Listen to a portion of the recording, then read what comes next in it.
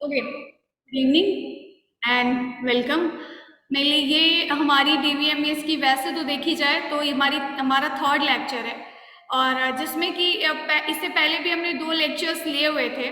और उसमें हमने बताया था कि उसमें हमने बताया था बेसिक ऑफ डीवीएमएस। जैसे फर्स्ट लेक्चर में हमने बताया था basic terminologies, and the second lecture में हमने जितना फर्स्ट चैप्टर में जितने सारे टॉपिक्स हैं वो सारे टॉपिक्स हमने कवर किए थे।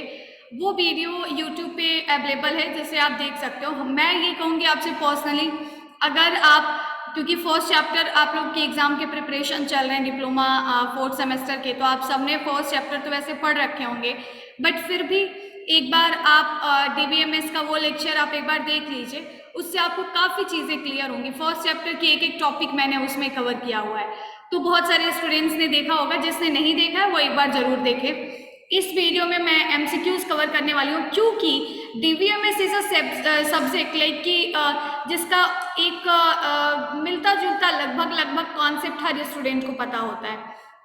इस वजह से मैंने ये सोचा है कि सिर्फ एमसीक्यूज पे ही ये बनाए जाएं वीडियोस। और क्योंकि आपके 8 लेक्चर्स होंगे और 8 लेक्चर्स में सारे चैप्टर्स कंप्लीट हो जाएंगे, सारे एमसीक्यूज कवर हो जाएंगे।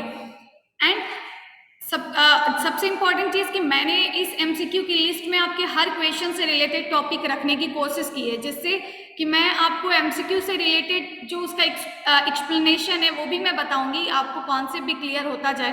क्योंकि हम कह नहीं सकते कि एग्जैक्ट ये क्वेश्चन आएगा, बट येस, क्योंकि सिलेबस से बाहर तो नहीं आएगा, तो सिलेबस में जितनी चीज़ें हैं वो आप पढ़ चुके होंगे, वो आपको कॉन्सेप्ट उसका क्लियर होगा। सो वो एमसीक्यूज वो कॉन्सेप्ट आपको हेल्प करेगा एक टिक लगाने में, इक्वेशन चूज करने में। So let's start.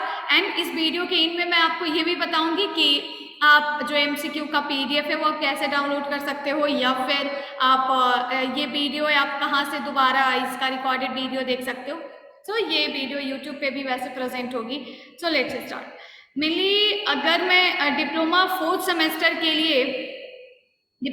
सेमेस्टर में जो डीवीएमएस है, अगर मैं उसका आपको सिलेबस दिखाऊं, तो वैसे तो आप सबको पता होगा कि उसका जो सिलेबस है वो, ठीक है, तो ये है आपका सिलेबस। अब इसमें अगर आप फर्स्ट चैप्टर देखोगे, देखो कोई भी सिलेबस जो आप पढ़ रहे हो, कोई भी सब्जेक्ट जो आप पढ़ रहे हो, उसमें एक फर्स्ट चैप्टर बहुत इंपॉर्टेंट होता है, क्योंकि first chapter is the concept, जिससे कि आप कॉन्सेप्ट बिल्डिंग कर सकते हो और आगे की चीज़ों को समझ सकते हो आसान तरीके से। तो फर्स्ट चैप्टर की पूरी थ्योरी को पढ़ना, उसके अलावा पूरे एमसीक्यूज को अच्छे तरीके से पढ़ना ज़रूरी है, क्योंकि यहाँ से आप बहुत सारे कॉन्सेप्ट्स बिल्डअप कर सकते हो। तो इसमें बहुत सारी जितने भी टॉपिक्स हैं, इन सारे टॉपिक्स के लिए मैंने एक वीडियो बनाया है, एक वीडियो जिसमें पूरा कोर्स, पूरा ये चैप्टर कवर है। तो 100% वीडियो थोड़ी बड़ी होगी, बट आप लोग देखिएगा, आपको ईजिली समझ में आएगा। तो अब चलते हैं एमसीक्यूज के तरफ, और आपको इसी चैप्टर से रिलेटेड जितने पॉसिबल एमसीक्यूज हैं वो मैं आपको बताती हूँ। वैसे तो जितने सारे आपके चैप्टर्स हैं उन सारे से ही रिलेटेड एमसीक्यूज हमने बना रखे हैं। एंड आप लोग अगर क्लास करें और अगर आपकी तरफ से अच्छा रिस्पॉन्स रहे, तो हम लोग डेली वाइज ही इसके जो एमसीक्यूज होंगे वो उसकी क्लासेस लिया करेंगे, ठीक है। ये ओके। सो बाकी सारा जो आपका ये एमसीक्यू है, इसका पीडीएफ वेबसाइट पे भी हम लोग अपलोड करेंगे। वो कैसे आप डाउनलोड करोगे ये मैं आपको बताऊंगी, और वो मैं बताऊंगी इस वीडियो के एंड में। तो अभी क्या करना है कि आप सबको भी, क्योंकि आप सब में से सबसे पहले तो आप ये बताइए, जितने सारे स्टूडेंट्स ये लाइव क्लास कर रहे हैं, आप लोग ये बताइए कितने सारे स्टूडेंट्स ने फर्स्ट चैप्टर पढ़ रखा है या मेरी वीडियो देख रखी है, ये बताइए। फर्स्ट चैप्टर कितने लोगों ने वो वीडियो देखी है जो मैंने फर्स्ट चैप्टर के लिए बनाया है? रिप्लाई।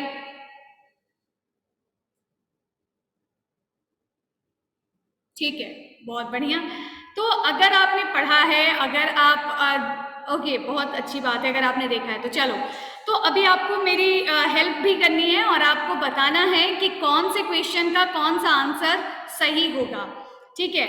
अब आप लोग बताइएगा कि जो आप चैप्टर पढ़ने जा रहे हैं डीबीएमएस का फुल फॉर्म क्या होता है? सबसे फर्स्ट अगर आपसे क्वेश्चन आता है कि डीबीएमएस का फुल फॉर्म क्या होता है, तो डीबीएमएस का फुल फॉर्म होता है, अब बहुत सारी चीज़ें हो सकती हैं, बहुत सारे ऑप्शंस मिल सकते हैं, तो उसमें आपको क्या करना है कि आपको बिल्कुल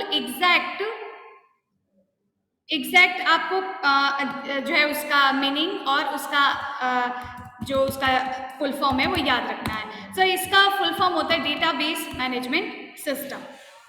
ठीक है, अगर हम बात करते हैं एक रिलेशनल डेटाबेस की, तो हम क्या कह सकते हैं कि रिलेशनल डेटाबेस किसका कलेक्शन होता है? रिलेशनल डेटाबेस किसका कलेक्शन होता है? किसका कलेक्शन होता है? यस, रिलेशनल डेटाबेस टेबल्स का कलेक्शन होता है। तो इसमें जो हमारा आंसर सही है वो कौन सा आंसर सही है? ए आंसर सही है। रिलेशनल डेटाबेस किसका कलेक्शन होता है? टेबल्स का। डेटाबेस के अंदर टेबल्स होते हैं। आप लोग, मेरी आपसे रिक्वेस्ट है कि जितने भी आप स्टूडेंट्स पढ़ रहे हैं, आप सब लोग एक कॉपी पेन लेके बैठिए और जो भी चीजें उसको आप लिखिए, कि सिर्फ राइट आंसर्स लिखिए और उसका एक प्रॉपर नोट्स बनाइए। साथ ही जो आप सुनते हो, जो बोल रही हूँ मैं, वो उसको भी आप कहीं ना कहीं नोट करिए, आपको हेल्प करेगा। एंड देखो, एक डेटाबेस क्या होता है? डेटाबेस में बहुत सारे डेटास होते हैं, बहुत सारी चीजें रखी जाएंगी, जितने भी इंफॉर्मेशन होंगे अलग अलग एंटिटी से रिलेटेड वो रखी जाएंगी। अब जो डेटाबेस रखा जाता है, उसमें जो डेटा रखा जाता है एक डेटाबेस में, तो वो डेटा ऐसे ही फेंका नहीं जाता, उसका एक ऑर्गेनाइज्ड वे है। और वो ऑर्गेनाइज्ड वे जो है वो क्या है? टेबल्स। एक टेबल में जितने भी डेटा होंगे वो किसी ना किसी टेबल में रखे जाएंगे, और सारे टेबल्स कहाँ होंगे? डेटाबेस के अंदर होंगे। टेबल क्या होता है? आप सब कंप्यूटर साइंस से हो और आपने क्या किया हुआ है कि आप सबने पढ़ा हुआ है टेबल, HTML में भी पढ़ा होगा। रो एंड कॉलम के फॉर्मेट में, डायमेंशन जिसको हम कहते हैं, 2 डायमेंशन के फॉर्मेट में जो स्ट्रक्चर आता है जिसमें हम डेटा रख सकते हैं, वो है टेबल। तो टेबल को जो जिसमें हम डेटा रखते हैं, उसको डेटाबेस की लैंग्वेज में क्या कहा जाता है? आप लोग बताइएगा कि जो रो ऑफ अ टेबल है, जो एक टेबल का रो है, उसको डेटाबेस की लैंग्वेज में क्या कहा जाता है? उसको डेटाबेस की लैंग्वेज में कहा जाता है टपल।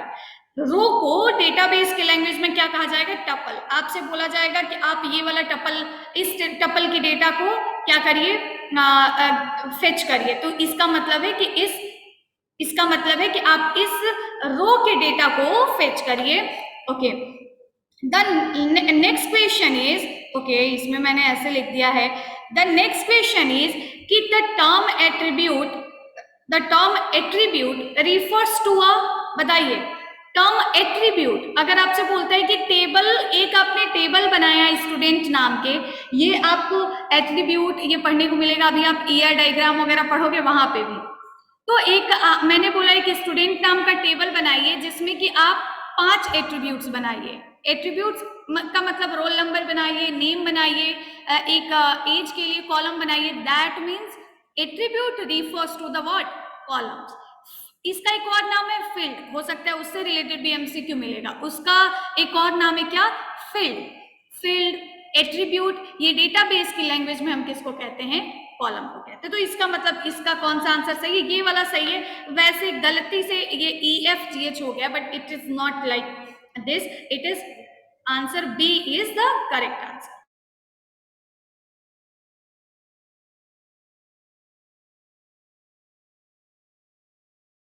ओके, तो B is the correct answer. I just hope आप लोग समझ रहे हो।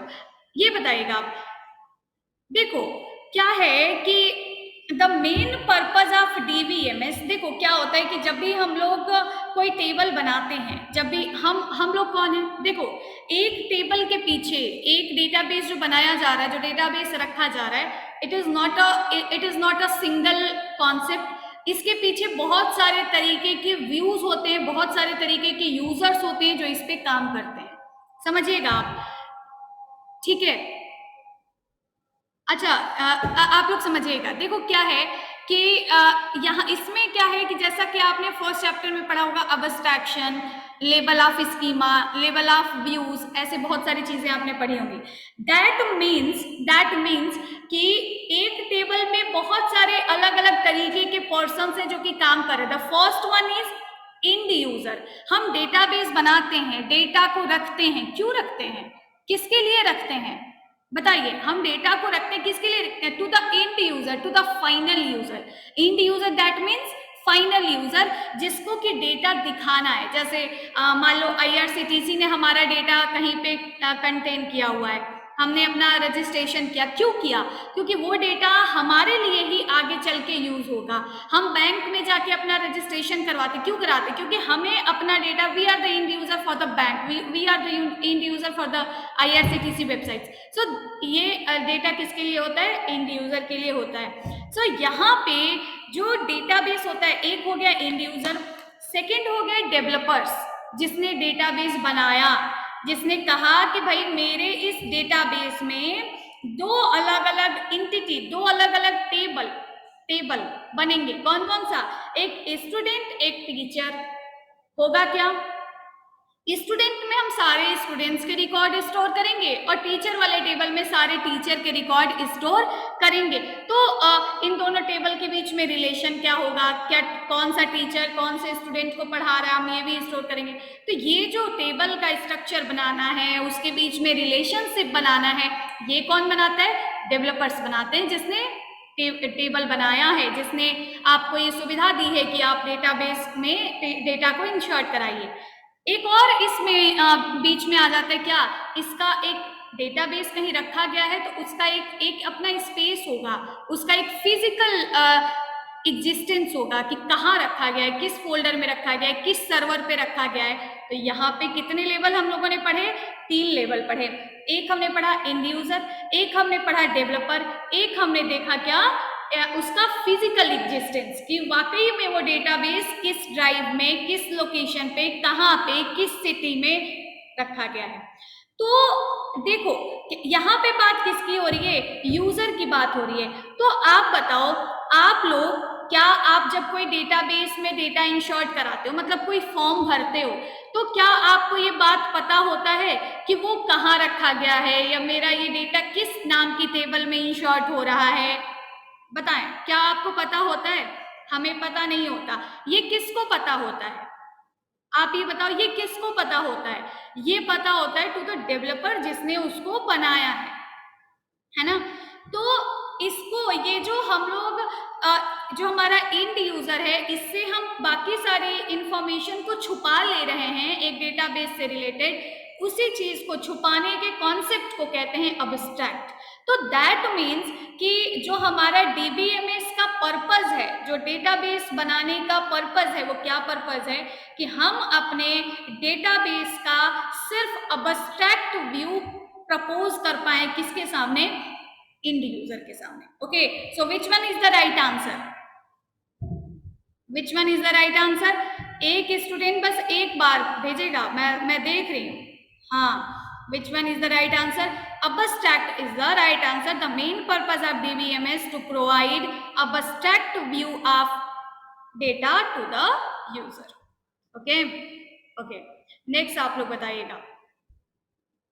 नेक्स्ट बताओ, इनमें से किसका मतलब होता है, इनमें से किसका मतलब होता है to hide certain details of how data is stored and maintain? कैसे डेटा डेटाबेस में स्टोर किया गया है, मेंटेन किया गया है, इस चीज को छुपा के, इस इंफॉर्मेशन को छुपाने का मतलब इसमें से किसका मतलब है? डेटा आइसोलेशन का मतलब है, कि इंटीग्रिटी का मतलब है, कि अब्स्ट्रैक्शन का मतलब है? किसका मतलब है? ये कौन सा आंसर सही है? ये अभी अभी मैंने बताया कि डेटा कैसे रखा गया है, कैसे मेंटेन किया जा रहा है, क्या रिलेशनशिप बनाया गया है, क्या किया गया है, सब कुछ छुपा के सिर्फ एक जितनी जरूरत है उतनी ही चीजें यूजर के सामने रखना, this is known as data abstraction. So data abstraction means to hide certain details, जैसे कि how data is stored and maintain. Fine, I hope आप लोग कुछ चीजें समझ रहे हैं। चलो एक second. Okay, so next one is database is the collection of, सबको पता है database is the collection of modules, programs, what? Database is the collection of data. Database is the collection of what? Database is the collection of data. So B is the right answer. Modules and programs, और ये सारी programming के concept हैं, ये सारे logic के concept हैं। It is not about what?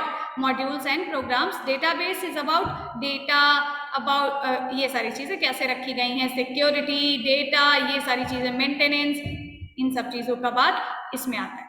Okay, अब आप बताइए कि एक डीबीएमएस को, जैसे एक आपको टॉपिक मिला होगा कि what is the advantage of DBMS over file processing system. हम एक डेटा को, हम एक डेटा, दैट मीन्स आपके फादर की एक शॉप है, there is many data, like कौन कौन से सामान उन्होंने खरीदा, सबको ज़रूरत होती है एक बिजनेस में, एक किसी भी तरीके के काम में डेटा लाइक स्टोर कराने की, डेटा लेने की। उन्होंने कैसे डेटा को क्या किया, क्या क्या प्रोडक्ट्स उन्होंने परचेज किया, किस डेट पे लिया, कितना का सामान किस दिन बेचा, ये सब इट इज़ द डेटा। या हो सकता है वो अपने कस्टमर का भी लिस्ट बनाना चाहें ताकि कोई नया ऑफर आए तो वो सबको दिखा सके, तो इट इज़ द डेटा। उन्होंने डेटा बनाया। व्हाट इज द एडवांटेज कि हम इसको एक डीबीएमएस में स्टोर करें या फिर हम नॉर्मल एक्सेल फाइल या किसी कॉपी पेन पे नोट कर लिया। तो यहाँ पे क्या है ना कि ये टॉपिक आप में होगा तो ये बताता है कि डीबीएमएस बहुत अच्छा है, आपको एक मैनेज्ड वे में डेटा को रखने की सुविधा देगा, सिक्योरिटी प्रोवाइड करेगा, डेटा इंटीग्रिटी करेगा, डुप्लीकेसी नहीं आने देगा, बहुत सारी चीज़ें हैं डेटाबेस डीबीएमएस का जो कि प्रोवाइड करता है, फीचर्स प्रोवाइड करता है जो कि अच्छा बनाता है उसको। तो इसमें क्या है, कि कह रहा है कि डीबीएमएस के पास कौन कौन सी फीचर्स होने चाहिए, जैसे कि protect data from system crash, इसका मतलब होता है बैकअप। आप लोगों ने टॉपिक पढ़ा होगा बैकअप एंड सिक्योरिटी, ऑब्वियस सी बात है बैकअप देता है। Safety of the information stored, इसका भी मतलब है सिक्योरिटी। ऑथराइज्ड एक्सेस, मतलब only the authorized user can access the database. आप सबको हमने खुद ही माई-सीक्वल पढ़ाया है, बहुत डिटेल में पढ़ाया है, तो उसमें मैंने बताया कि हम लोग यूजर आईडी और पासवर्ड इनपुट करके फिर अपना डेटाबेस ओपन करते थे। तो विच one is the right answer? D is the right answer. ठीक है, डी क्या है आंसर, सही है। सिस्टम क्रैश से बचाना, बैकअप करना, सिक्योरिटी लगाना, ये सारा काम किसका है? डीबीएमएस का होना चाहिए। अच्छा, अब बताइएगा, देखो ये टॉपिक मैंने रखा है ताकि हम आपको एक पूरा का पूरा कॉन्सेप्ट बता सके, किसका? डेटाबेस लैंग्वेजेस का। किसका कॉन्सेप्ट बता सके? डेटाबेस लैंग्वेजेस का। कितनी भाषा में, कितने अलग अलग तरीके से आप डेटाबेस में कोई भी टास्क परफॉर्म कर सकते हैं। तो सो इट इज मीनिंग, देखो वन इज एसक्यूएल जो कि लैंग्वेज है, वन इज एसक्यूएल जो कि लैंग्वेज है। ये हमें कई तरीके से एक शॉर्ट फॉर्म आपको देती है जिससे आपको समझ आ जाएगा, कई तरीके से डेटाबेस से कम्युनिकेट करने की सुविधा देती है। पहला हम कहते हैं डीडीएल, सबको फुल फॉर्म पता होगा, it is data definition language. DML, it is data manipulation language. DCL, it is data control language. And TCL, that is transaction control language. Okay, DDL के अंदर कौन कौन से कमांड्स आते हैं? डीडीएल के अंदर जो कमांड्स आते हैं आपको याद करना है, या आपसे पूछा जा सकता है। One is create, okay, second one is alter, third one is drop, fourth one is truncate. ठीक है, एक और कमांड आता है मर्ज। ठीक है, डीएमएल के अंदर कौन कौन से कमांड है? यहाँ पे है इंशॉर्ट, नेक्स्ट है इंशॉर्ट के बाद जो नेक्स्ट कमांड आता है that is update, third one is delete, fourth one is select.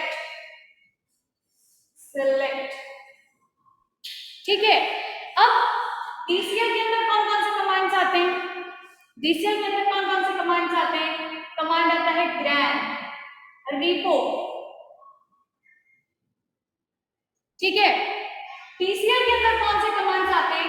TCL जिसका मतलब है ट्रांजैक्शन कंट्रोल लैंग्वेज, इसमें आपके कमांड्स आते हैं commit, roll back, save point. ठीक है, ये सारे कमांड्स किस में आते हैं? सेट ट्रांजैक्शन नाम का भी एक कमांड है। आई होप आप लोगों को ये दिखाई दे रहा हो। ये सारे commands DDL, DML, DCL, TCL के, और ये कुछ नहीं है, ये क्या है कि सिर्फ उसके एक अलग अलग नाम है कि इतने अलग अलग तरीके के कमांड क्वेरीज आप डेटाबेस में एग्जीक्यूट करा सकते हो, डेटाबेस से अलग अलग टास्क परफॉर्म कर सकते हो। ठीक है, अब देखो क्या है कि इसमें सबका अपना अपना मतलब है। ठीक है, इसमें सबका अपना अपना मतलब है। अब आपका 5th चैप्टर होगा एसक्यूएल का, उसमें पूरा डिस्क्राइब करके दिया है, साथ ही साथ ज्वाइन एंड वेयर, डिस्टिंक्ट और बहुत सारी चीजें दिया हुआ है। तो इनमें हर कमांड का अपना अपना काम है। अब इनमें से कुछ कमांड्स आपको ये इस एमसीक्यू में मिल जाएंगे, कुछ कमांड्स आपको इस एमसीक्यू के लास्ट में मैं आपको बता दूंगी। तो ये सारे कमांड्स में आपको हर एक कमांड किस लैंग्वेज के अंदर आता है, किस टाइप की लैंग्वेज के अंदर आता है, एंड उसका क्या काम है, ये चीजें आपको ध्यान में रखनी है। तो अब आप बताओगे कि ग्रांट एंड रिवोक, बताओ ग्रांट एंड रिवोक किसका है, किसका कमांड है, किसका कमांड है, कि कौन सा ऑप्शन सही है? सी ऑप्शन करेक्ट है। किसका है? DCL। Full form of DCL is data control language. Full form of DCL is data control language. अब देखो एक और चीज, एक और टॉपिक आपको समझना होगा कि DBMS हमें किस चीज में हेल्प करता है। DBMS हमें किस चीज में हेल्प करता है? आप बताओ। डेटा इंडिपेंडेंस ये टॉपिक आपने पढ़ा है ना, ये टॉपिक आपने DBMS में पढ़ा है, फर्स्ट चैप्टर में इनफैक्ट पढ़ा होगा।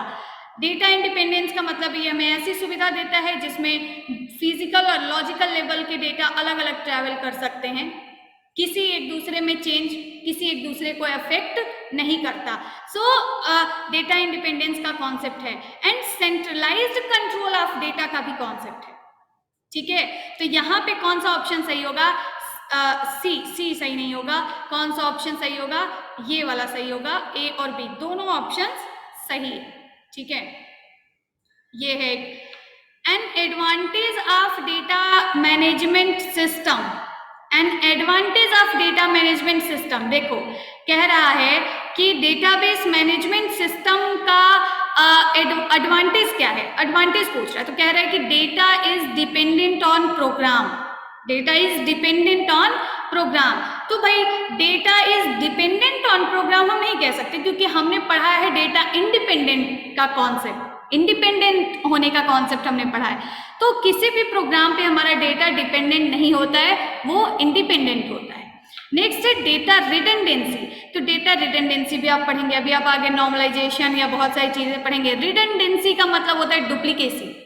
कोई भी डेटा 2 बार इंसर्ट हो गया तो आप क्या कर सकते हो? ऐसा होने से रोक सकते हो। बहुत सारे तरीके हैं आपके पास रोकने के, जो है बहुत सारी कीज लगा सकते हो, बहुत सारी चीजें हैं। तो ये भी गलत है, ये भी गलत है। कह रहे data is integrated and can be accessed by multiple program. तो ये सही है। डेटा हमारा क्या है? डेटा हमारा इंटीग्रेटेड है, सारा डेटा एक जगह पे। इंटीग्रेटेड का मतलब होता है एक जगह पे, जहां एकत्रित सब कुछ एक जगह पे मिल जाए। And can be accessed by multiple programs, मतलब by using different type of queries you can access the data. Okay, यहां पे एक कॉन्सेप्ट आपको पढ़ने को मिलेगा, किसका? डेटा इंडिपेंडेंस का। समझ आ रहा है? सब समझ आ रहा है ना? बताओ, रिप्लाई करो।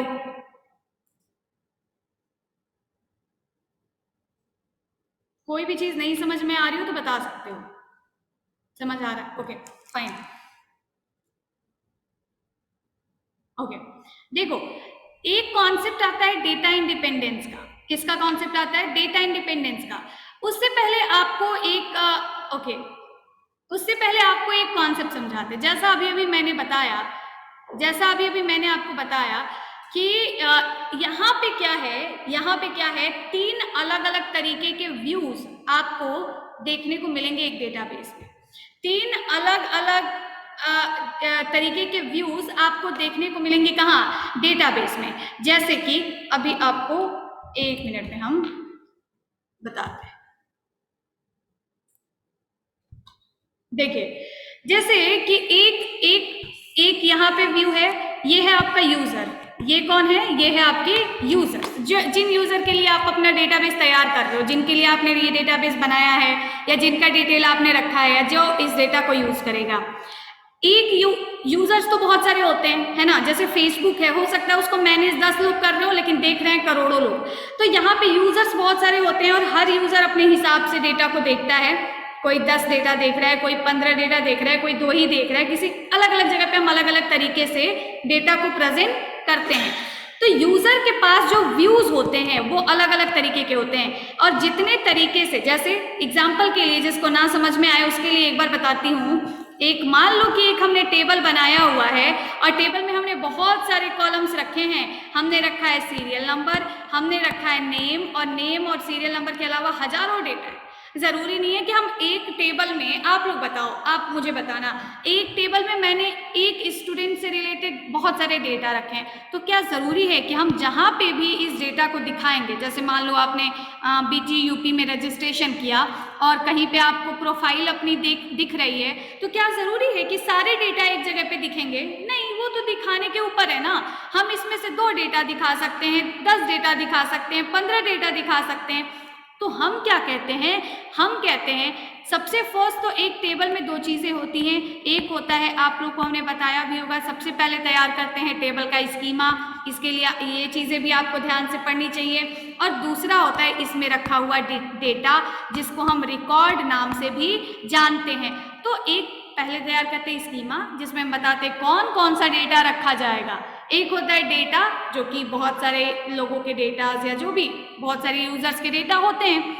तो यहाँ पे क्या होता है कि जरूरी नहीं है कि हम सारे डेटा को कहीं पे प्रेजेंट करें, टेबल में जितना रखे हैं सब दिखाएंगे, नहीं। According to me, I am a developer, मैं चाहती हूँ कि नहीं, यूजर को एक जगह पे 2 ही डेटा दिखे, मैं एक ही टेबल से सिलेक्ट करके 2 डेटा दिखाऊंगी। तो एक यूजर को डेटा कई तरीके से दिखता है। ये जो कई तरीके से दिखता है, इसको हम एक और नाम से जानते हैं। किस नाम से? सब स्कीमा के नाम से जानते हैं। स्कीमा, और उसी में से जो कुछ कुछ पार्ट सिलेक्ट करके कई जगह दिखाया गया, ये हो गया सब स्कीमा। अब दूसरे लेवल पे जो काम करते हैं वो होते हैं डेवलपर। यहाँ पे मान लो आ गए एक डेवलपर, और एक ऐसे मैं आपके समझने के लिए लिख दे रही हूँ, और एक हो गया डेटा का physical storage, disk, drive, location, city, जहाँ डेटा रखा गया। ये 3 लेवल्स हैं। ये इसको हम किस नाम से जानते हैं, आप लोग बता सकते हैं? सबने पढ़ा होगा। क्या आप बता सकते हैं कि जो यूजर को डेटा दिखता है, जो यूजर को डेटा दिखता है, उसको हम किस नाम से जानते हैं? अच्छा, आप एब्स्ट्रैक्शन लेवल में चलो बता दो किस नाम से जानते हैं। लॉजिकल, फिजिकल या एक्सटर्नल? किस नाम से जानते हैं? यस, इसको किस नाम से जानते हैं? इसको एक्सटर्नल नाम से जानते हैं। एक्सटर्नल, एक्सटर्नल का मतलब होता है बाहर, जो बाहर दिख रहा है, सबको दिख रहा है, इट इज एक्सटर्नल। इसको किस नाम से जानते हैं? इसको किस नाम से जानते हैं? जो डेवलपर्स बनाते हैं, इसको नाम से जानते हैं लॉजिकल, या एक और नाम से जानते हैं कॉन्सेप्चुअल। ठीक है, इसको किस नाम से जानते हैं? इसको जानते हैं इंटरनल या फिजिकल। ठीक है, इसको एक्सटर्नल के अलावा एक और नाम से जानते हैं व्यू लेवल। समझे? तो ये जो होता है ना, लेबल्स हैं। अब एब्स्ट्रैक्शन में भी पढ़ोगे, स्कीमा में भी पढ़ोगे, लेबल ऑफ डेटा में भी पढ़ोगे, तो बहुत इंपॉर्टेंट हैं ये तीनों लेबल्स, कि 3 अलग अलग तरीके के डेटास कैसे दिखते हैं, 3 अलग अलग तरीके पे अलग अलग पर्सन्स कैसे डेटा को देख सकते हैं। तो एक चीज आप ध्यान रखिए, यहाँ पे एक आपने पढ़ा लॉजिकल और फिजिकल। देखो, अगर आप बताओ कि क्या हमने एक सर्वर खरीदा, हमने अपनी टेकफाइल की वेबसाइट की हमने होस्टिंग करा दी, डेटाबेस ऑनलाइन हमने सबमिट कर दिया। अब हमने एक आदमी से होस्टिंग, मान लो GoDaddy से हमने डेटा अपना सर्वर खरीदा था, और GoDaddy वालों ने क्या किया कि पहले उनका सर्वर हैदराबाद में था, उन्होंने उठा के दिल्ली शिफ्ट कर दिया। तो आप बताओ, क्या हमारा जो डेटा था, डेटाबेस था, वो सब डेटा गड़बड़ हो जाएगा? उसमें के टेबल्स बदल जाएंगे, उसमें की चीजें, बताओ ऐसा हो जाएगा क्या? ऐसा हो जाएगा? ऐसा नहीं होगा। तो क्या होगा? ऐसा नहीं होगा। तो इसको हम कहते हैं डेटा इंडिपेंडेंस। अगर किसी ने फिजिकल लेवल पे चेंज किया तो इसका यहाँ लॉजिकल लेवल पे कोई असर देखने को नहीं मिलेगा। This is data independence, this is physical level data independence. Physical level पे आपका डेटा इंडिपेंडेंट है, चेंज कर लो, कोई दिक्कत नहीं है। एक और चीज आप बताना क्या फेसबुक वालों ने अगर अपने डेटाबेस में, अपने टेबल में एक फील्ड बढ़ा दिया, एक और कॉलम जोड़ दिया, तो क्या हमें जो हमारी प्रोफाइल ऐसे दिव्या राय और ऐसे दिख रही थी सब बदल जाएगी, सब हट जाएगी? बताओ, ऐसा दिखेगा? ऐसा भी नहीं होगा। इसको कहते हैं लॉजिकल लेबल डेटा इंडिपेंडेंस, मतलब दो जगह पे आपका डेटा इंडिपेंडेंट है। यहाँ पे आप कर लो चेंज, लोकेशन बदल लो, सिटी बदल लो, डिस्क बदल लो, ड्राइव बदल लो, डेवलपर को कोई चेंज देखने को नहीं मिलेगा। डेवलपर ने कोई कॉलम ऐड कर दिया, ये कर दिया, वो कर दिया, आपको यूजर को कोई असर देखने को नहीं मिलेगा। This is data independence. अगर आपको ये समझ आया, ये व्यूज और इंडिपेंडेंस, तो पूरा चैप्टर खत्म हो जाएगा। इसके अलावा कुछ है ही नहीं। ठीक है, कुछ समझ आया? एक ओवरव्यू हमने दिया, बहुत डिटेल में नहीं पढ़ाया। कुछ समझ आया आप लोगों को? बताओ, समझ आया? So this is the data independence. Okay, very good. तो अब आप बताना मुझे कि data independence means data is defined separately and not included in program. Program are not dependent on physical attributes of data. Program are not dependent on logical attributes of data. बताओ, तो ये क्या है? ये दोनों ऑप्शन सही हैं कि programs are not dependent on physical attributes and programs are not dependent on logical attribute also. ये वाला सही नहीं है कि कह रहा है कि डेटा सब जो है अलग अलग सेपरेटली डिफाइन किए गए हैं और प्रोग्राम में इंक्लूड नहीं किए गए। नहीं, प्रोग्राम की कोई बात ही नहीं है, यहाँ तो बात अलग अलग व्यू की हो रही है भाई साहब, है ना। So which one, B and C is the right answer. खुद ही तुम लोग समझ जा रहे हो। देखो, क्या यूज किया जाता है डेटाबेस की ओवरऑल डिजाइन के लिए? सबसे पहले मैंने क्या बताया, डेटाबेस की डिजाइन की जाती है। डेटाबेस की क्या की जाती है? डिजाइन की जाती है। मतलब कौन कौन से फील्ड उसमें रहेंगे, अभी मैंने बताया। उसको क्या कहते हैं? उसको कहते हैं स्कीमा। डेटाबेस की जो डिजाइन की बात हो, that is schema. That is what? That is schema. ठीक है, अब बताना, विच of the following is data definition language? बताइए। डिलीट, इंसर्ट, ड्रॉप, मर्ज। डिलीट नहीं, डीएमएल का कमांड है। इंसर्ट डीएमएल का कमांड है। ड्रॉप किसका कमांड है? अच्छा, ड्रॉप किसका कमांड है? ड्रॉप डीडीएल का कमांड है। मर्ज, जो मैंने इसमें डीडीएल में लिखा था क्या? ओके, मर्ज डीएमएल का कमांड है। ठीक है, तो ड्रॉप किसका कमांड है? नहीं, मर्ज डीएमएल का। मर्ज किसका कमांड है? It is DML. ये डेटा को मर्ज करता है, ना कि स्कीमा को मर्ज करता है। तो मर्ज किसका कमांड है? डीएमएल का कमांड है। ड्रॉप किसका कमांड है? डीडीएल का कमांड है। इंसर्ट भी डीएमएल का है। डिलीट भी किसका है? डीएमएल का है। समझ आया? ठीक है, तो ये देखो, आपको सिर्फ यही याद नहीं करना है। एक क्वेश्चन आने का मतलब कि आपको पूरा याद करना है, डीडीएल में कौन सा है, डीएमएल में कौन सा है, ऑल। अब बताओ, एसक्यूएल में टीसीएल को क्या कहते हैं? ट्रांसमिशन, ट्रांजैक्शन सेंटर या टर्नरी कंट्रोल क्या कहते हैं? ए नहीं, ए जो भेज रहा है गलत भेज। ट्रांसमिशन नहीं, ट्रांजैक्शन कंट्रोल है ना। Simple, data control language, transaction control language and this. ठीक है, तो इसमें आपकी जो है ट्रांजैक्शंस आते हैं। बताओ, a language used in application program to request data from the DBMS is referred to as, बताइएगा। देखो, कह रहा है टू रिक्वेस्ट डेटा। क्या कह रहा है? किसकी बात कह रहा है? कह रहा है to request data from DBMS. देखो, दो चीजें होती हैं, एक स्कीमा, एक है स्कीमा, एक है रिकॉर्ड। टेबल दो चीजों से मिलके बना है। जो कमांड स्कीमा पे काम करेंगे वो आएंगे डीडीएल के अंदर, जो डेटा पे, रिकॉर्ड पे काम करेंगे वो आएंगे डीएमएल के अंदर। तो कह रहा है डेटा को रिक्वेस्ट करने के लिए, डेटा को निकालने के लिए कौन सा कमांड काम करेगा? तो वह डीएमएल वाला कमांड काम करेगा। डीडीएल का कमांड किस पे काम करेगा? स्ट्रक्चर पे काम करेगा, स्कीमा पे काम करेगा। समझ आया? ओके, अब बताइएगा, इन रिलेशनल टेबल एट्रीब्यूट बताओ is also use to present. अभी एक ऐसा क्वेश्चन आपने देखा था, एट्रीब्यूट को हम और क्या कहते हैं?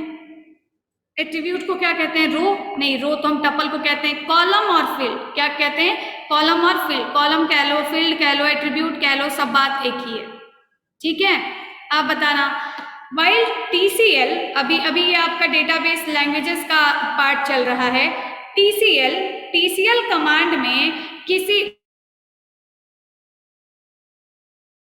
देखो TCL में दो चीजें आती हैं, कमिट रोल बैक, क्या आता है, कमिट रोल बैक। तो कह रहा है, क्या कह रहा है, कह रहा है कि okay, permanently save any transaction into data, permanently save की जहां पे भी बात है, डेटा में जो भी ट्रांजेक्शन आपने किया, इंशॉर्ट किया, डिलीट किया, कुछ भी काम आपने किया,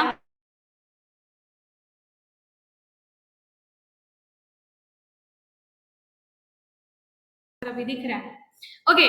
तो देखो परमानेंटली सेव की जहां पे भी बात आए, उस परमानेंटली सेव का मतलब होता है क्या, परमानेंटली सेव का मतलब होता है कमिट। परमानेंटली सेव का मतलब क्या होता है, परमानेंटली सेव का मतलब होता है कमिट, ठीक है।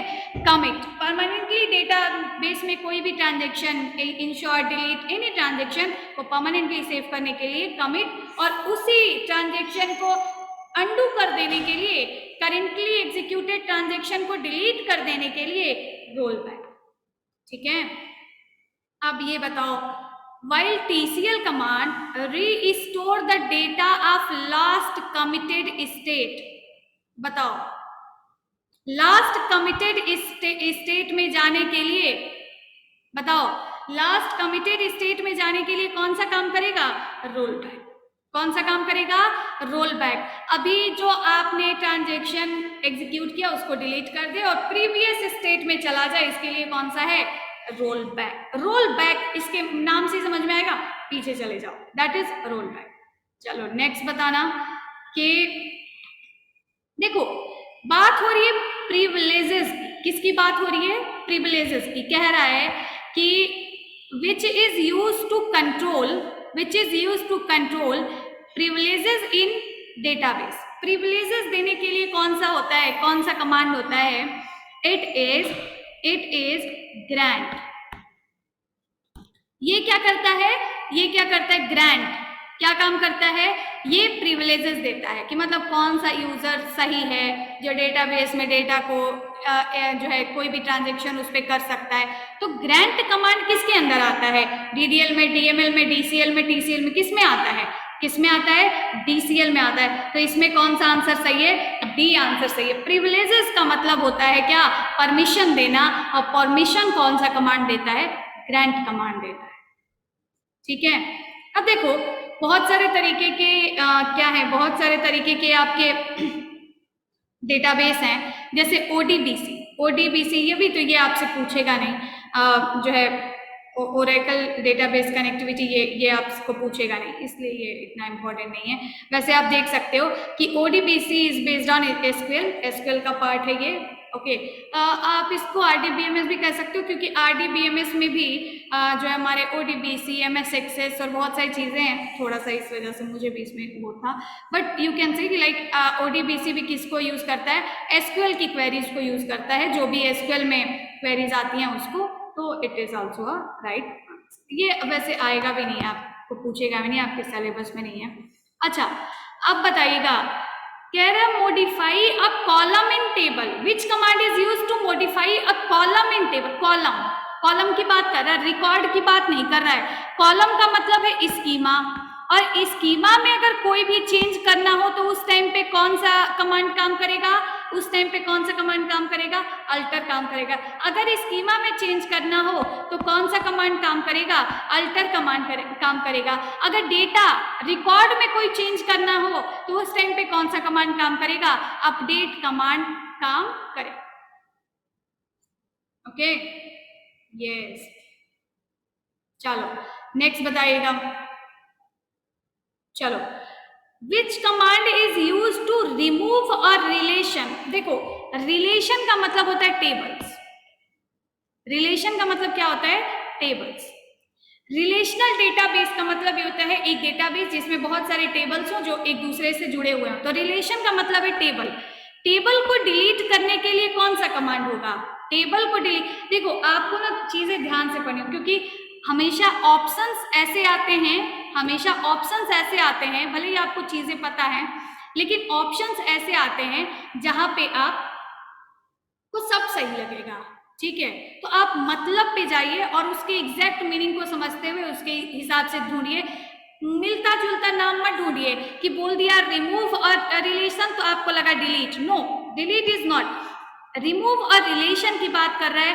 टेबल को डिलीट करने के लिए कौन सा कमांड होता है? ड्रॉप कमांड होता है। जब बात करें कि रिमूव और टपल, रिमूव और रो, तब उस टाइम पे कौन सा कमांड होगा? डिलीट कमांड होगा। तो जब रिमूव और रिलेशन की बात कर रहा है तो कौन सा कमांड होगा? ड्रॉप कमांड, ठीक है। तो मिलते जुलते नाम पे मत जाइए, आप मतलब समझिए। चलो बताओ, use to extract data from a database. Extract का मतलब होता है रिट्राइव करना। एक्सट्रैक्ट का मतलब क्या होता है? रिट्राइव करना। Which command is used to retrieve data from database? Which command is used to read data from database? It is all same. Okay. So which command is used to retrieve data from database? It is select.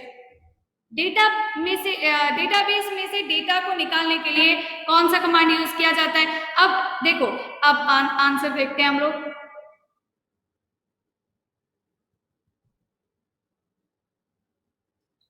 देखो, अब आपसे कह रहा है कि extract data from database, तो बहुत सारे लोगों ने बता दिया एक्सट्रैक्ट। नहीं, एक्सट्रैक्ट कोई कमांड नहीं है।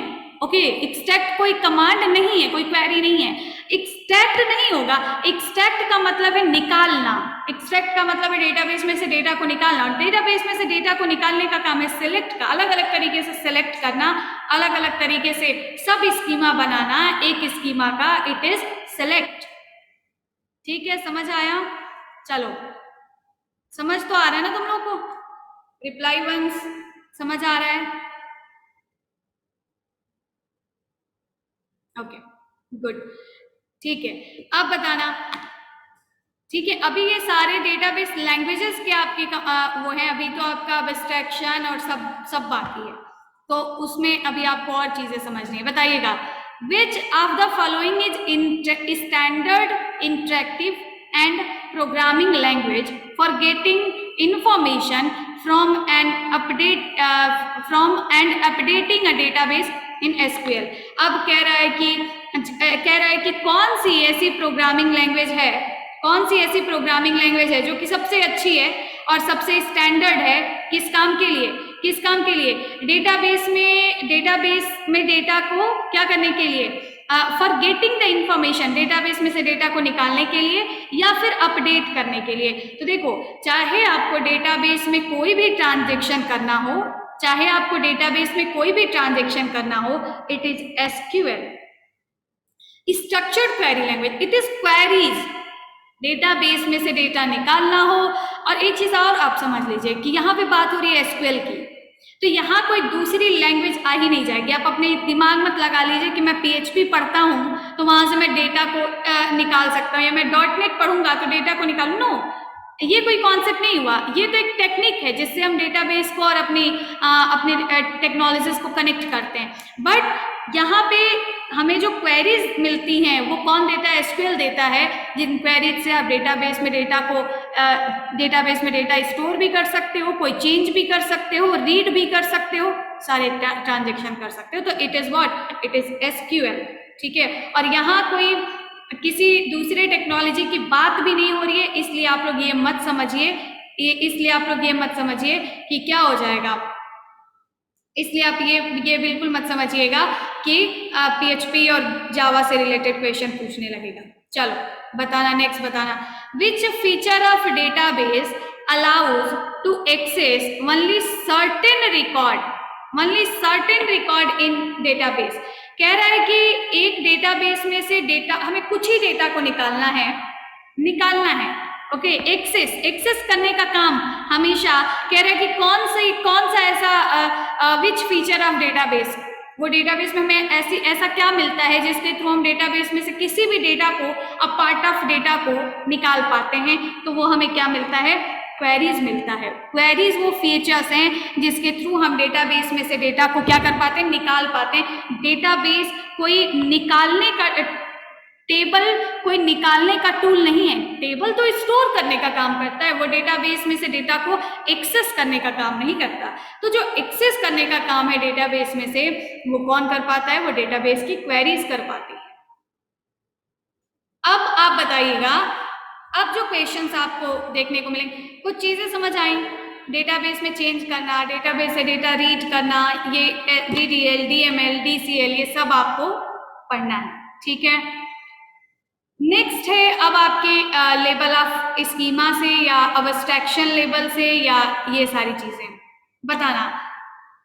और लॉजिकल स्कीमा, अब मेरी बात सुनना आप, लॉजिकल स्कीमा क्या है, इज द इंटायर डेटाबेस या is the standard way to organizing information into accessible part. बताओ, एक ऐसा तरीका है जिससे आप डेटाबेस में डेटा को अच्छे तरीके से ऑर्गेनाइज करके रख सकते हो ताकि आप कोई भी गेट कर पाए, रीड कर पाए, and describe how data is actually stored on disk. देखो, जब भी डिस्क की बात करें, जब भी लोकेशन की बात करें, इसका मतलब ये फिजिकल लेवल की बात कर रहा है, ये इंटरनल लेवल की बात कर रहा है, ठीक है।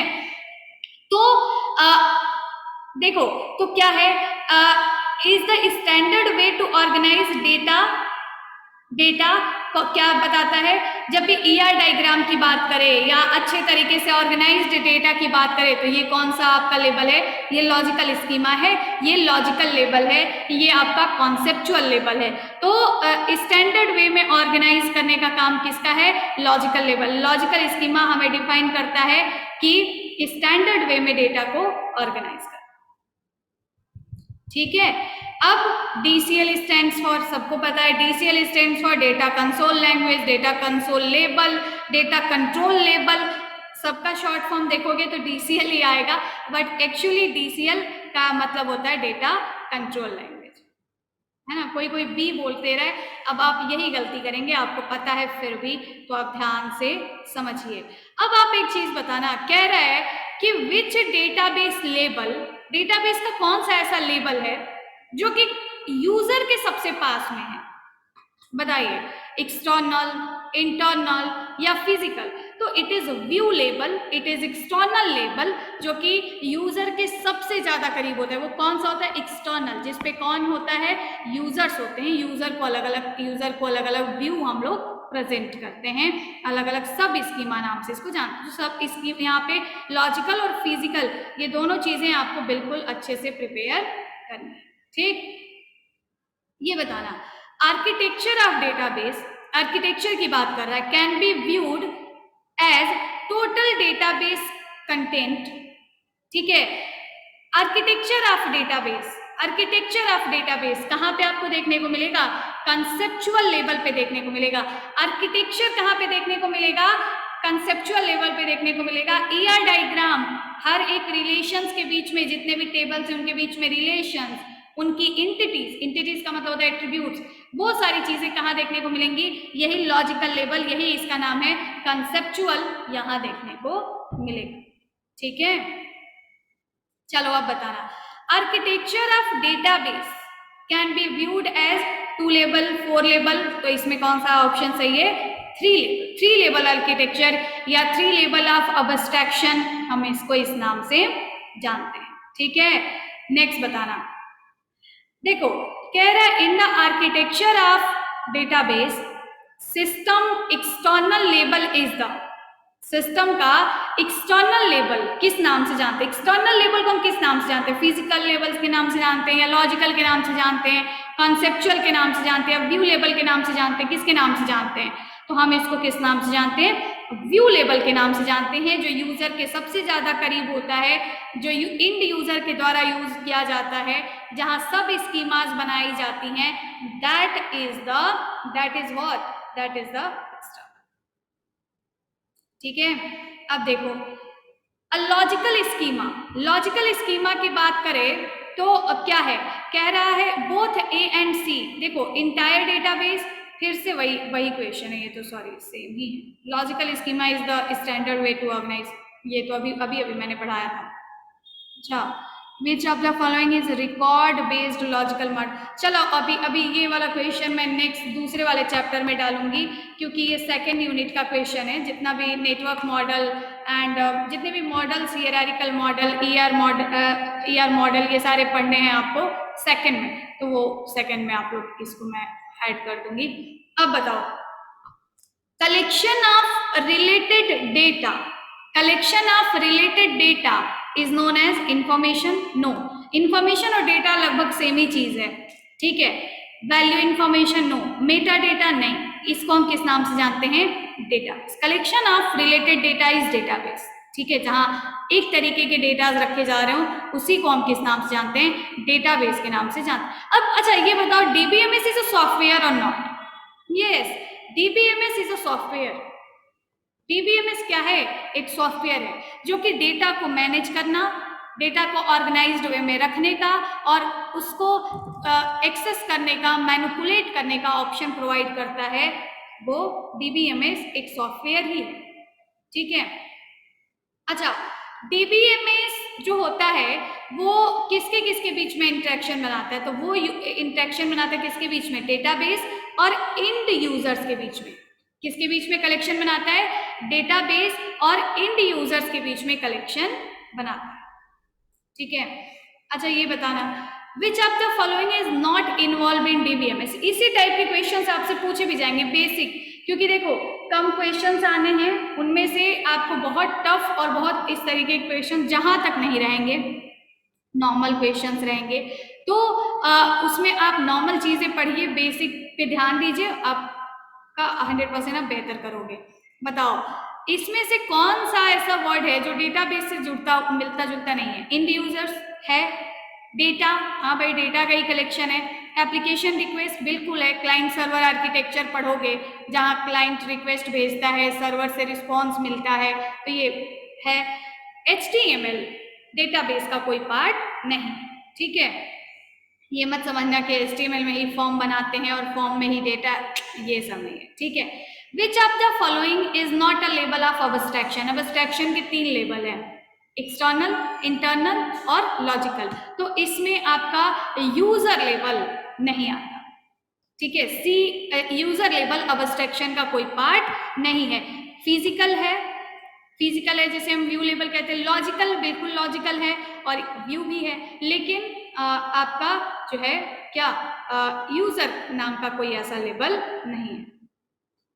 ओके, नेक्स्ट बताना, a label that describes how a record stored in, record is stored, कैसे एक रिकॉर्ड स्टोर किया गया है, ये कौन बताता है? How a record is stored, जहां पे भी आए ये वाला option, how a record is stored, it is physical, ठीक है। How a record is stored, जहां भी आए रिकॉर्ड के बीच में रिलेशन की बात पूछे, वहां पे है कौन सा? लॉजिकल, वहां पे है कॉन्सेप्चुअल। लेकिन जहां पे भी बात है किसकी? How a record is stored in drive या इन लोकेशन, वहां पे बात आ जाएगी किसकी?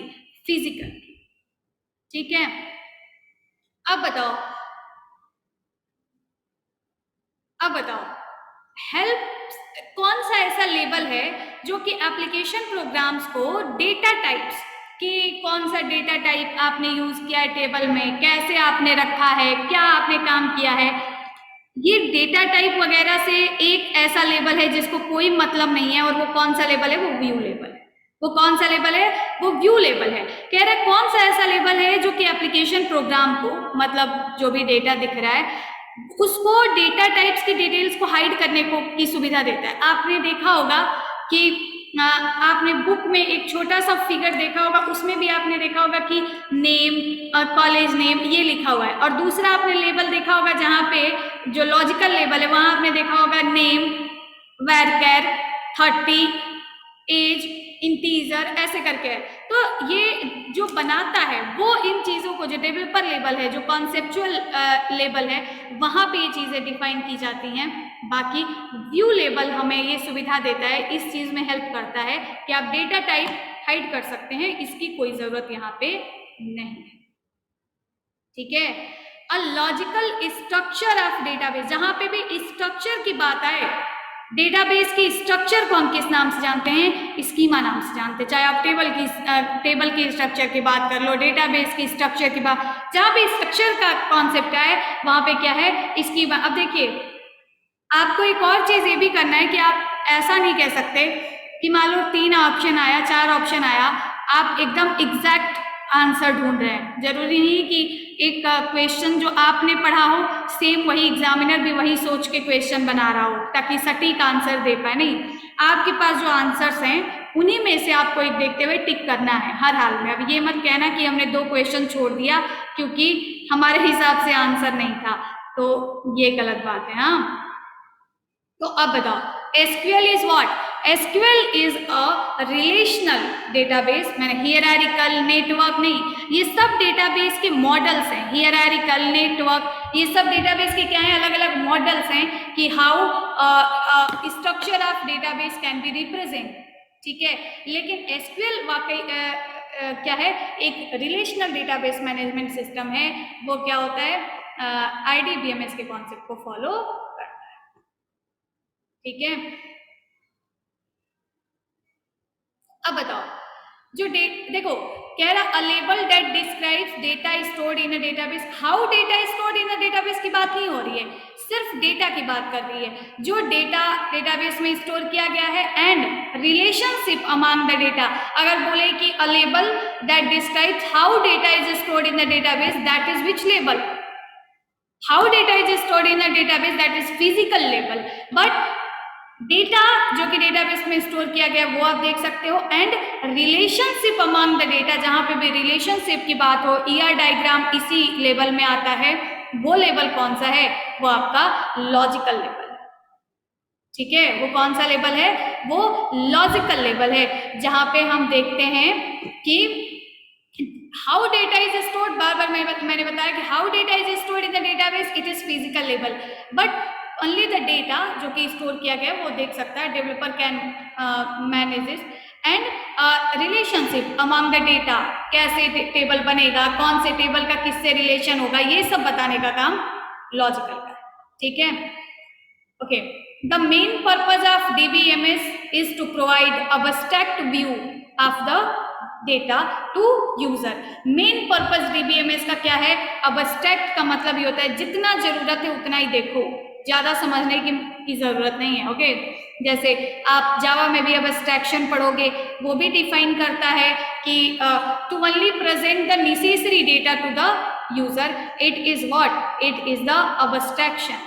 जैसे हम कार चलाते हैं एंड हमें सिर्फ ये पता है इससे ये होगा, उससे वो होगा, हमें इससे मतलब नहीं है कि कैसे डेटा रखा गया है, कहाँ डेटा रखा गया है, क्या रिलेशनशिप बनाई गई है, क्या क्या कॉलम बनाया गया, नहीं, हमें इससे मतलब नहीं है।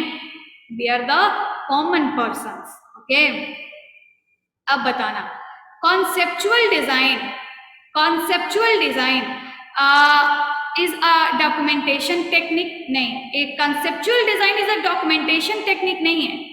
कॉन्सेप्चुअल डिजाइन क्या करता है? हमें वाकई में ये बताता है कि डेटा कैसे डेटाबेस में रखा गया है, सारे डेटा के बीच में क्या रिलेशनशिप है। ठीक है, तो ये आपको पूरा ही पढ़ना पड़ेगा, चलो ये मैं आपको बाद में बता दूंगी। अभी needs data volume and processing frequencies to determine the size of database, ये सब काम भी नहीं करता है। Conceptual design means involves modelling independent of the DBMS। ये आपसे इतना टफ लैंग्वेज में पूछेगा भी नहीं। अच्छा, ये बताइएगा, in data abstraction which is the lowest level of abstraction. देखो, लेवल ऑफ अब्स्ट्रैक्शन अगर आप देखोगे, which one is the lowest level of abstraction. देखो, हाईएस्ट लेवल की बात अगर आप करोगे तो it is which, it is the, yes, सबने सही बताया। अगर आप हाईएस्ट लेवल की बात करोगे तो कौन सा हाईएस्ट है? व्यू लेवल जो है वो क्या है? हाईएस्ट लेवल है, जो यूजर को दिखता है वही हमारा फर्स्ट लेवल है। सेकंड जो है वो लॉजिकल लेवल है। थर्ड जो है वो कौन सा है? फिजिकल लेवल है। और ये फिजिकल लेवल जो है वो सबसे लोवेस्ट है, वहां तक सबको जाने की जरूरत नहीं है। ठीक है, तो ये आप लोग इसके लिए एक बार मैं ये भी बोलूंगी कि आप लोग एक बार देखिएगा क्या हमारी पिछली वीडियोस जो मैंने बनाया है वो आप जरूर देखिएगा, उस वहां पे आपको lowest level, highest level and सारे लेबल्स, ये सारी चीजें हमने पढ़ाई है। तो इसमें व्यू लेवल जो है that is the highest level of the data abstraction. Okay, चलो ये बताना, which label of abstraction explains how data is actually stored in a database। जहां पे भी बात आ जाए ना इसकी, बस इतना समझ लो, data is actually stored in a database. जहां पे बात होती है एक्चुअली की, इसका मतलब है फिजिकल, ठीक है। मैं आपको एक डेटाबेस दिखाऊं जो मैंने बनाया है, मैं एक डेवलपर हूं, मैंने बहुत सारे डेटाबेसेस बनाए हैं, लेकिन वो डेटाबेस का मेन व्यू नहीं है, वो तो बस वो व्यू है जो मैंने एक डेवलपर ने बनाया है, जिसमें मैं देख पा रही हूँ कि मैं कैसे डेटा को रखूंगी, क्या रिलेशनशिप बनाऊंगी। बस जो मेन उसका व्यू है ना, वो देख पाएगा जिस सर्वर पे हमने इसको स्टोर किया है। तो जो जिस स्टोरेज में इसको रखा जा रहा है, जो काम किया जा रहा है, वो है इसका, ओके, वो है इसका क्या, ये क्या बोल रहे हो, बी, हाँ अच्छा, इसमें मैंने गलत टिक किया क्या, हाँ, in data abstraction which is the lowest level of abstraction is physical level, the highest level of, highest है ये दिखाना चाह रही थी मैं, highest level of data abstraction is B level, ठीक है, हाँ 46 का यही है, ठीक है। Next, which level of data abstraction explains how data is actually stored and describes the data structure and access method used by database। Actually stored is obviously physical level। What data is stored? What data is stored is what? Conceptual level. It is logical level। What data is stored? बताओ कौन सा data store किया गया? जो data आप देख पाओगे, जो डेटा आप देख पाओगे वो कहाँ देख पाओगे? वो आप कॉन्सेप्चुअल में देख पाओगे। What data is store and how data is actually stored? It is physical level, it is physical level। how data is stored? It is physical level। what data is stored? It is like conceptual level, it is logical level। okay, तो जो data store किया जा रहा है वो तो सब developers ही देख पाएंगे, बट कहाँ पे स्टोर किया गया, लोकेशन क्या है, ये सारी चीजें कौन देख पाएगा? आपके जहां आपने फिजिकली डेटा को स्टोर किया, जहां फाइल बनी है जिसमें डेटा है, वो देख पाएगा। अच्छा, view level is the highest level of data abstraction. It is true और false? View level is the highest level of data abstraction। it is true or false? Yes, it is true। view level is the highest level of data abstraction। okay, अब देखो एक और चीज, आप देखो अभी logical और जो है आपने उससे रिलेटेड बहुत सारे क्वेश्चंस पढ़े। एक चीज और आप देखिए, पार्ट ऑफ इंटायर डेटाबेस। ये आप हमेशा, ये मैंने कई क्वेश्चंस ऐसे दिए हैं कि what and how data is actually stored in the database, it is physical level. इसकी आप ध्यान रखिए क्योंकि थोड़ा सा गलत होगा, आप लोग गलत लगा दोगे। What data is stored and what is the relation between each entity, it is conceptual level. चलो, so highest level of data abstraction is view level, it is correct. The lowest level is physical level, it is correct. जहां पे बात हो part of entire data, part देखो, it is called sub schema. जहां पे भी अभी मैंने बताया कि एक टेबल में हमने बहुत सारे रिकॉर्ड स्टोर किए, पर कुछ रिकॉर्ड में कहीं दिखा रही हूँ, कुछ रिकॉर्ड में कहीं दिखा रही हूँ, कुछ रिकॉर्ड में कहीं दिखा रही हूँ। ये सारा काम हम लोग कहाँ करेंगे? व्यू लेवल पे करेंगे। पार्ट ऑफ इंटायर डेटाबेस हम लोग कहाँ पे दिखाते हैं, किस लेवल पे दिखाया जाता है? व्यू लेवल पे दिखाते हैं, ठीक है। It is known as sub schema. अच्छा, अब बताइए, there are how many levels of abstraction? There are 3 levels of data abstraction, ठीक। The overall design of database, it is database schema, ये तो शायद पहले भी था। Okay, how many types of database schema? तो देखो, डेटाबेस स्कीमा के भी 3 ही टाइप्स हैं, डेटा अब्स्ट्रैक्शन के भी 3 टाइप्स हैं। डेटाबेस के लेवल्स पूछेगा कितने लेवल्स है, तो वो भी 3 ही लेवल्स हैं। अलग अलग नाम हैं, जैसे कि जहाँ जैसे मैंने बताया कि कॉन्सेप्चुअल को ही लॉजिकल लेवल कहते हैं, तो ये अलग अलग नाम है, बट एक्चुअली ये 3 लेवल्स उन्हीं 3 लेवल्स की बात करता है। ठीक है, तो स्कीमा कितने पार्ट्स हैं स्कीमा के, ये भी पूछे तो कौन से कितने हैं, 3 ही। ठीक है, कितने अबस्ट्रैक्शन के कितने टाइप्स हैं, कितने लेवल्स हैं पूछेगा, how many types of abstraction, 3। Which of the following are valid type of database schema, बताओ। डेटाबेस स्कीमा, देखो अब ये क्वेश्चन मैंने ऐड किया, इसमें कई ऑप्शंस वैसे हमने दिए, वो सिर्फ आपको ये समझाने के लिए कि जो आंसर आपको सबसे ज्यादा सही लगता है, हो सकता है कि एक में आपको 2 आंसर सही लग रहा हो, जैसे मुझे इसमें लग रहा है कि ऑब्वियस सी बात है फिजिकल लेवल, लॉजिकल लेवल, ये सारे स्कीमास होते हैं, व्यू लेवल, तो इसमें से कौन सा वाला सही है। तो अब देखो लॉजिकल स्कीमा ये सही है, फिजिकल एंड प्रैक्टिकल स्कीमा नहीं, प्रैक्टिकल ये तो गलत है, प्रैक्टिकल स्कीमा ये भी गलत है, फिजिकल स्कीमा ये सही है। तो प्रैक्टिकल स्कीमा कुछ नहीं होता है, लॉजिकल, फिजिकल एंड व्यू, ये 3 स्कीमास होती हैं। तो यहाँ पे ये वाला आंसर हमें क्या लग रहा है, सबसे ज्यादा सही लग रहा है, क्योंकि इसमें फिजिकल एंड लॉजिकल स्कीमा दोनों की बात हो रही। तो अगर आपको किन्हीं आंसर्स में से अगर 2 आंसर सही लगते हैं तो भी आप मैक्सिमम प्रायोरिटी वाला आंसर ही सेलेक्ट करोगे। ओके, अब बताइएगा, which of the following schema is present at highest level, बताओ। Which of the following schema is present at the highest level, which of the following, सिर्फ कुछ लोगों ने बताया। देखो जो सबसे हाईएस्ट लेवल का कौन सा है, वो है व्यू लेवल, और व्यू लेवल में ही जब आप स्कीमा की बात करोगे तो अभी अभी मैंने बताया था, वो जो व्यू है वो क्या है, वो सब स्कीमास हैं, जो व्यू है वो क्या है, वो सब स्कीमास है। तो जब आप स्कीमा लेवल की बात करोगे तो यहाँ पे सब स्कीमा आप कह सकते हो किसको, व्यू लेवल के डेटा। ठीक है, इसका आंसर देखते हैं, yes it is C is the right answer. तो physical schema no, it is not the highest level, logical schema no, it is not the highest level, so it is the second highest, but sub schemas is the highest level. Sub schema मतलब table, बहुत बड़ा table आपने बनाया, ऐसे कई columns आपने बनाए, इसी में से कहीं आपने 2 कॉलम्स दिखाए, कहीं आपने 3 कॉलम्स दिखाए, so this are the sub schema. ये क्या है, ये स्कीमा है, और ये जो है ये क्या है, सब स्कीमा, ये क्या है, सब स्कीमा। तो इसका ऑप्शन कौन सा होगा, सब स्कीमा।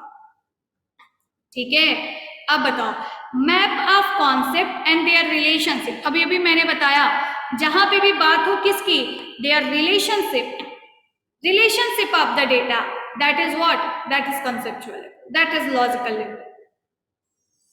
ओके, एंड देखो कह रहा है किसकी किसकी बात कर रहा है, इसकी स्कीमा की बात कर रहा है। अच्छा, लॉजिकल स्कीमा भी इसमें कह सकते हो, दोनों आंसर मैंने डाल दिए थे इसमें, ये गलत है। लॉजिकल स्कीमा भी इसको आप कह सकते हो, इसको आप कंसेप्चुअल स्कीमा भी कह सकते हो। ठीक है, there relationship, logical and conceptual is like same. ठीक, ये भी सेम है क्या, map of entities, map of concept and there, okay okay okay okay okay fine. Look, अब यहाँ पे आपको 2 ऑप्शन देखने को मिलेंगे।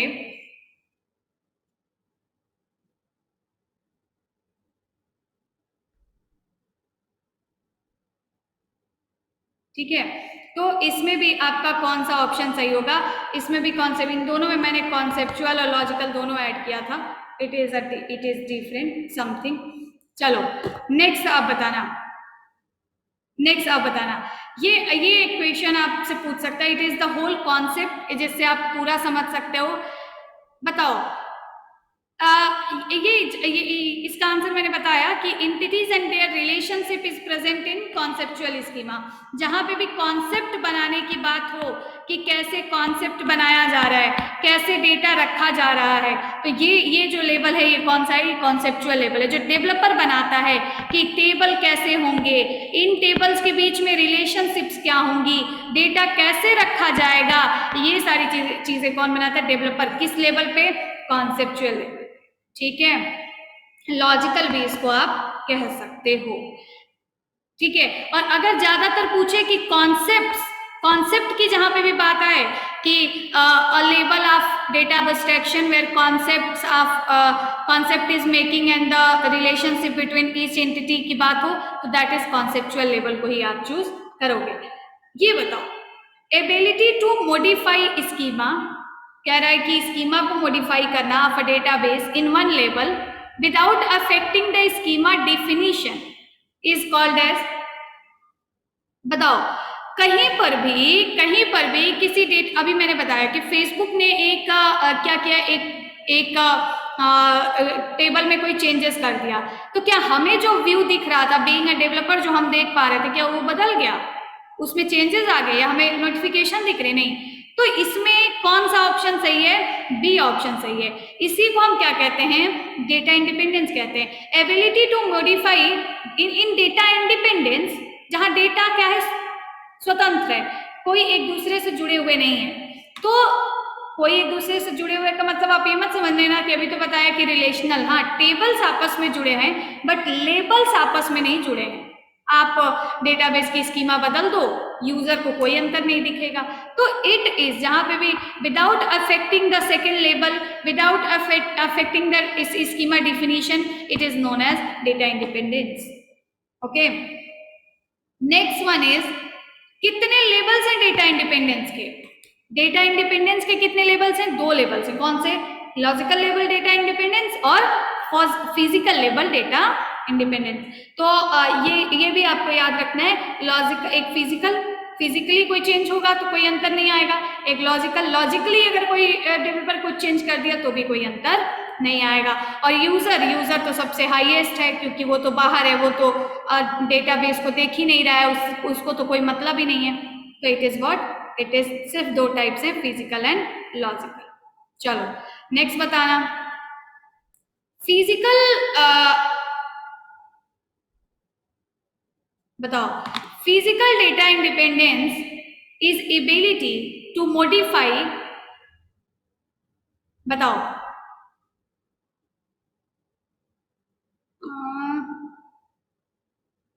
ओके, एक सेकेंड, बताओ physical data independence is ability to modify. Physical क्या कहता है कि आप किस में चेंज कर दो without causing application programs to rewrite. बताओ किस में चेंज कर दो? फिजिकल डेटा इंडिपेंडेंस कहता है कि फिजिकल स्कीमा में कोई चेंज कर दो। फिजिकल डेटा इंडिपेंडेंस क्या कहता है कि फिजिकल स्कीमा में कोई चेंज कर दो, सिटी बदल दो, शहर बदल दो, डेटा का डिस्क बदल दो, ड्राइव बदल दो, कुछ भी बदल दो, स्टोरेज बढ़ा दो, लेकिन डेवलपर को क्या टेबल फिर से बनाना पड़ेगा? क्या प्रोग्राम फिर से लिखना पड़ेगा? नहीं लिखना पड़ेगा। It is what? It is physical. और अगर यहीं पे पूछे, इसके अलावा मैंने शायद दूसरा, हाँ, तो अगर यहीं पे आपसे पूछे कि logical label data independence, logical label data independence is to modify what? Is to modify conceptual schema. ठीक है, अब कॉन्सेप्ट की बात करेंगे। Physical data independence is the ability to modify conceptual schema without affecting the sub schemas या without affecting the view to the users. Okay, तो physical, yes, without affecting the views, it is the logical level data independence. Data independence is the type of data transparency, for that matter for a centralized, yes, it is a type of data transparency at the each level your data is transparent, user जो है developer को अपना data दिख रहा है, user को अपना data दिख रहा है, तो ईच लेवल पे डेटा क्या है आपके, क्या है? ट्रांसपेरेंसी है। For that matter for a centralised database की सुविधा हमें ये देता है। तो इसमें आपके डेटाबेस लैंग्वेजेस, डेटाबेस के बेसिक कॉन्सेप्ट मतलब टेबल, और ये डेटाबेस लैंग्वेजेस में जितनी DDL DML आते हैं, डेटा अब्स्ट्रैक्शन के जो 3 लेवल आते हैं, डेटा स्कीमा के जो 3 लेयर्स आते हैं, या डेटा इंडिपेंडेंस की जब हम बात करते हैं, ये सारे कॉन्सेप्ट्स आपके इस चैप्टर में कवर अप किए गए हैं। ओके, समझ आया? तो आप लोग बहुत देर से रिप्लाई करते करते थक गए होंगे। दिस इज ऑल एंड चलो नेक्स्ट मैं जल्दी कोशिश करूंगी कि आपको नेक्स्ट वाला जो है वो भी आपको मैं दे पाऊँ और जल्दी दे पाऊँ। तो या थैंक यू। सो ये मैं अपलोड करूँगी, वहाँ से भी आप देख सकते हो और सबको रिप्लाई ज़रूर करना है, कमेंट जरूर करना है। चलो थैंक यू थैंक यू। अब मैं आपको बता दूँ कि कैसे आप ये पीडीएफ वगैरह देख सकते हो या कहाँ से आप लेक्चर्स वगैरह देख सकते हो। तो देखो, उसके लिए अगर आप पुराने स्टूडेंट्स हो तो आप सबके पास एक यूज़र आईडी पासवर्ड होगा techpile.in/st। ये हमारा लॉगिन पैनल है जहाँ से आपको लॉगिन करना होगा। और लॉगिन करने के बाद आपको क्या करना है, लॉगिन करने के बाद आपको क्या करना है कि आप साइन इन करोगे। अब अगर किसी के पास यूजर आईडी एंड पासवर्ड नहीं होगा तो उसके लिए आप क्या करोगे कि सबसे पहले रजिस्ट्रेशन करोगे techpile.in/online training। ये हमारा जो है वेबसाइट है। यहाँ पे आप रजिस्ट्रेशन करोगे। रजिस्ट्रेशन करने के बाद अगर दिखाता है ऑलरेडी रजिस्टर्ड और उसके बावजूद भी अभी तक आपके पास हैंग कर रहा है क्या, उसके बावजूद भी अगर आपके पास अभी तक यूजर आईडी पासवर्ड नहीं है, अगर ऑलरेडी रजिस्टर्ड दिखा रहा है और उसके बावजूद भी अगर आपके पास यूजर आईडी पासवर्ड नहीं है, अभी आप मैसेज ना करो, मेरी बात सुन लो, फिर आप जो पूछना मैं बता दूंगी। तो उसके लिए आपको क्या करना पड़ेगा, उसके लिए आप कॉल करिए टेकपाइल में किसी को भी और आपको यूजर आईडी पासवर्ड मिल जाएगा। अगर आप का यूजर आईडी पासवर्ड अभी तक आपके पास नहीं है और आपने रजिस्ट्रेशन भी नहीं किया है तो रजिस्ट्रेशन करिए। ईमेल आईडी यहाँ जो आप इनपुट करेंगे उसी पे आपको यूजर आईडी और पासवर्ड मेल हो जाएगा। अगर मेल नहीं जा रहा है तो आप एक बार कॉल कर लीजिए। फिर उसी यूजर आईडी और पासवर्ड के हेल्प से आप यहाँ लॉगिन करेंगे techpile.in/st पे। और लॉगिन करने के बाद आपको मेन्यूज दिखेंगे एक एग्जाम प्रिपरेशन नाम का, और इसमें first year, second year, third year सारी क्लासेस के वीडियोस हैं। यहाँ पे पीडीएफ्स हैं और इन पीडीएफ्स में आपको कॉन्सेप्ट सी, अप्लाइड फिजिक्स ये फर्स्ट ईयर का है, एंड्रॉयड एप्लीकेशन ये थर्ड ईयर का है, ये डेटाबेस मैनेजमेंट सिस्टम आप लोगों के सिलेबस का है। तो ये डेटाबेस मैनेजमेंट सिस्टम पे आप क्लिक करेंगे एंड यहाँ पे आपको डेली वाइज पीडीएफ्स मिल जाएंगे, आप पढ़ भी सकते हो, डाउनलोड भी कर सकते हो, इट्स योर चॉइस। एंड रुक जाओ अभी, अच्छा अभी अपलोड नहीं है क्या, अभी अपलोड नहीं है, अभी अपलोड हो जाएगा। अभी मैं आपको एंड्रॉयड वगैरह का दिखा देती हूँ कैसे अपलोड किया गया है। तो अभी अपलोड हो जाएगा ये कुछ ही टाइम में। जैसे ये एंड्रॉयड का, ये तो टूडे वीडियोस है, एग्जाम प्रिपरेशन पे दिखाती हूँ। Study material, syllabus study material, okay.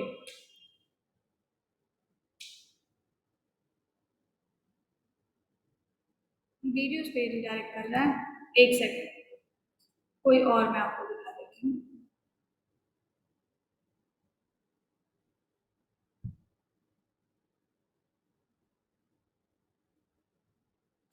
अच्छा अच्छा, अभी मैं पीडीएफ यहाँ पे अपलोड करा दूंगी। ये एग्जाम प्रिपरेशन जो मेन्यू है यहीं पे आपको पीडीएफ देखने को मिल जाएगा। ऐसे ही जो वीडियोस हैं, ये वीडियोस भी आपको वीडियो एंड कोड वाले सेक्शन में यहाँ पे देखने को मिल जाएगी। तो वीडियो और कोड दोनों आप यहाँ से ले सकते हो। बाकी जिसके पास भी यूजर आईडी पासवर्ड नहीं है वो मुझे कॉल कर लेगा या फिर आप मुझे एक बार मैसेज कर देना। कॉन्टेक्ट डिटेल आपको टेकपाइल की वेबसाइट से मिल जाएगा और फिर मैं आपको यूजर आईडी पासवर्ड प्रोवाइड करा दूँ। Okay, so thank you for the class. Next video भी जल्दी आपको मिल जाएगी एंड मैं आपसे जल्दी फिर से सेकंड वीडियो के साथ मिलूंगी एंड उसमें भी हम लोग एमसीक्यूज ही पढ़ेंगे।